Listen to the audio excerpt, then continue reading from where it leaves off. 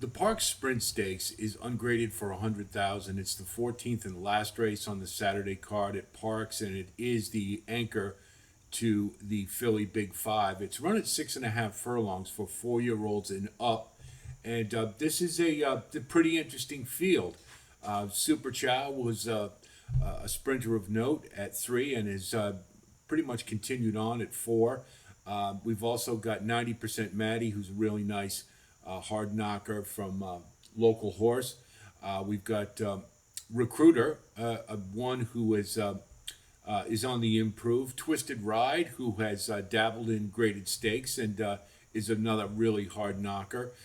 Gordian Knot, who loves the distance, and Top Gunner, who's an interesting play for Brad Cox, one coming off the claim and 7-year-old moving into this stake. So this is a pretty well-balanced field, I would say, and I don't know that we have necessarily a real big standout, but we'll take a look at them.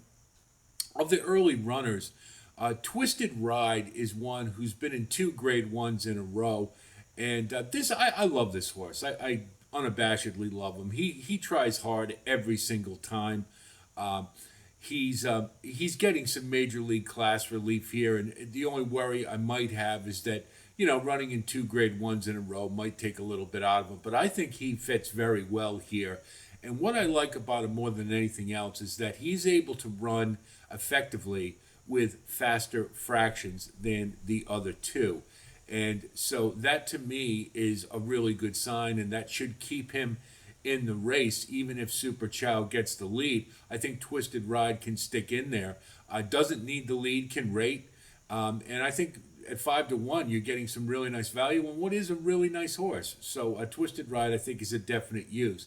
No, Super Chow is certainly a solid sprinter, but the one thing about Super Chow that I did notice when you take a look at his running lines, most of the time he's running with the fractions are moderate or even soft, and that's when he's able to get on the lead, control things, and away he goes. But the quicker it gets, it seems to sap him a little bit towards the end, and particularly at 6.5 furlongs. This is where this added half panel really does make a difference. I think he's going to get some really good pressure from Twisted Ride, as well as probably some from My Buddy B. And I don't know that it's necessarily going to be a good scenario for him, because he's not going to be able to get a break, if you will.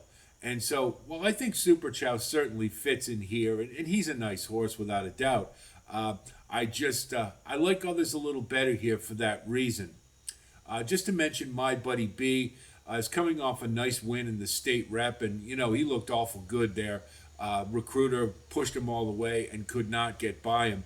But the thing I did note about My Buddy B is that when he has a career best effort, the next start, he tends to regress a little bit.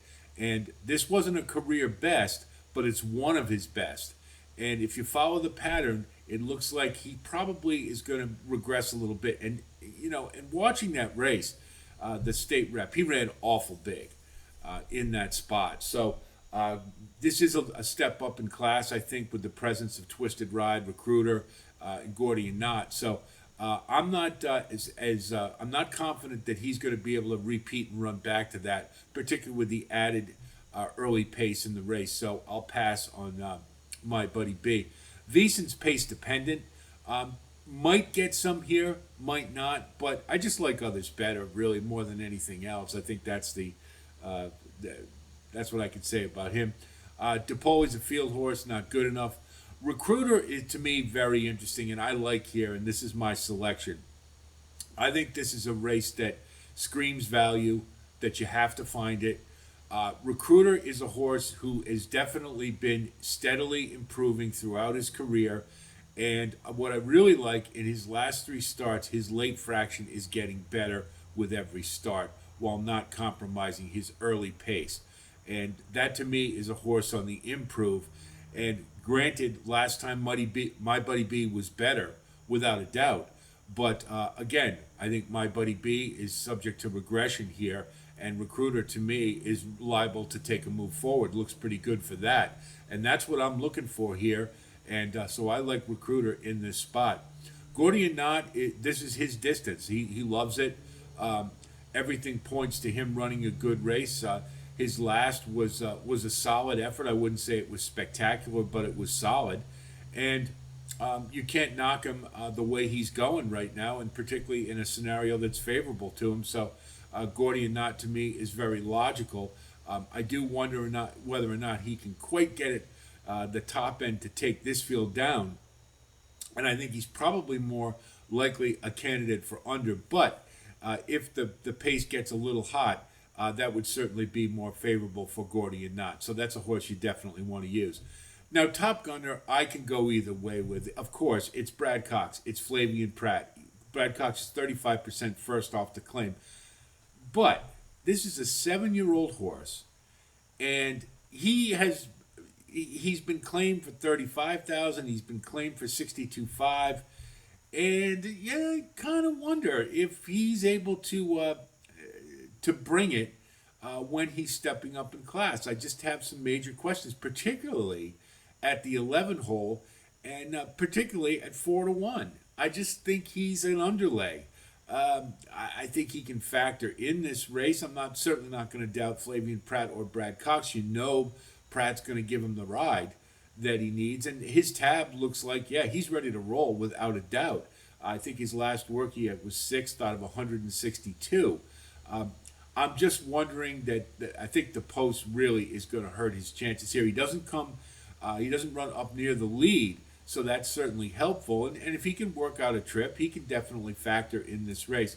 But I just kind of like others better, and I don't, more than anything else, that I don't see a speedball in here that's going to make some lightning fast pace on this track, where some of these later runners have things totally at their advantage.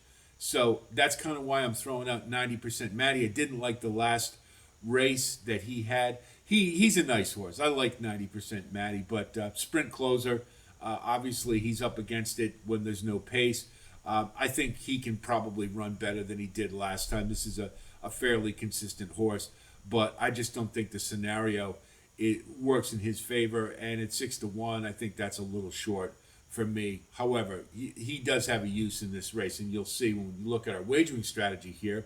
I'm going with Recruiter. I think at 6-1, you're getting a nice price, a horse on the improve, with a couple of horses on the front end who are a little vulnerable. A Twisted Ride, wonder about coming back after 2 big efforts, and Super Chow. I just don't know that he's going to be able to control this race. So if that's the case, you've got Recruiter sitting in the catbird seat right behind the early pace, and I think he should be able to take advantage of it. Plus, as stated, he's on the improve. So we'll go with a cold exacta 5-3 because I do like Twisted Ride in this spot with the class relief, and then we'll box the 2 of them. Twisted Ride being obviously my second choice. And then do an exacta key with 5 on top with 2, 6, and 11. For the trifecta, we're going to do a key with 5 on top with 2, 3, and 6. Then we'll do kind of a saver try with 5 on top with 2, 3, 6, 2, 3, 6. Then we'll add in 90% Matty for third, along with Top Gunner. So this is for the Philly Big Five, this is easily, in my opinion, the most challenging race, and there's a lot of ways to go here without a doubt. So to me, it'll certainly be a spread race. I hope this helps you with your own wagering strategy, as always, and I wish you the best of luck. Keep on the lookout for our Philly Big Five sequence, where we'll recap all 5 stakes that we've had individual postings for. Should be a really good day of racing at Parx. There are other stakes on the race on the card, and we're going to take a look at those, and perhaps we'll have some additional postings as well. So that's it from here. I'll talk to you soon, and until then, be well.